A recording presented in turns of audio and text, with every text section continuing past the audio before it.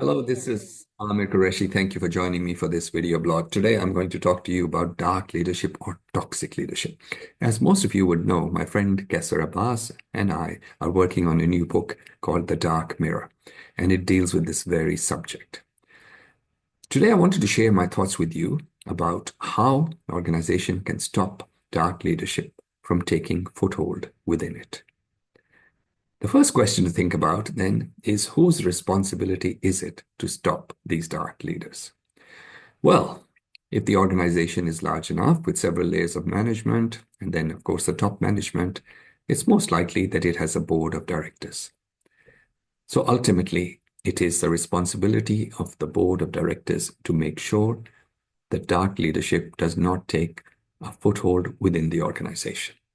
Now, how does the board actually do that? How can the board ensure that the leaders do not display such characteristics and do not ruin the culture of the organization? Well, the first thing and the first place to start is the recruitment process.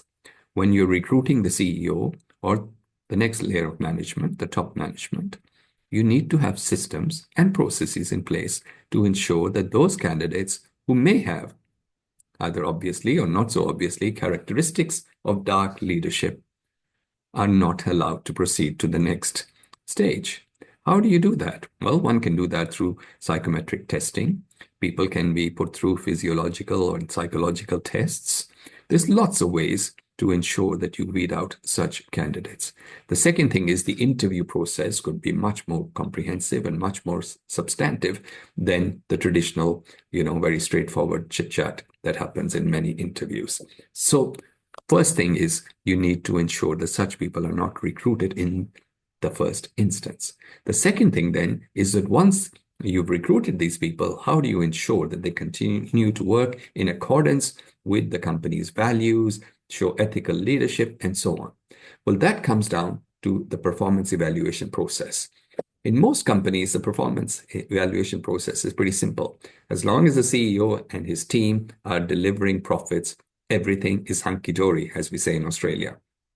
Well, this performance evaluation system needs to be much more comprehensive. It can't just focus on financial parameters alone. So the company needs to ensure that it gets information from the grassroots level, from all the people who work with the CEO and his team about how they conduct themselves, about their leadership practices, about their behavior. This could be done through 360-degree surveys, employee engagement surveys. A whole series of tools can be used to do that. So the ultimate responsibility is with the board. The board has to make sure that when the performance evaluation is happening, it's much more comprehensive than just giving the CEO and his team a tick because they've achieved their financial targets. If you adopt such a comprehensive approach, the chances of dark leadership taking foothold in the organization are dramatically reduced. So just to recap, it is the board's responsibility to make sure that dark leaders are not allowed to prosper. And when they identify a problem, they must deal with it. And the board should ensure that the performance management system does not just look at financial parameters, but is much, much more comprehensive than that. Well, this is Amer Qureshi. I'll be joining you again for new and latest video blogs talking about this very interesting topic of toxic leadership in the coming days. So until then, I'll see you next time.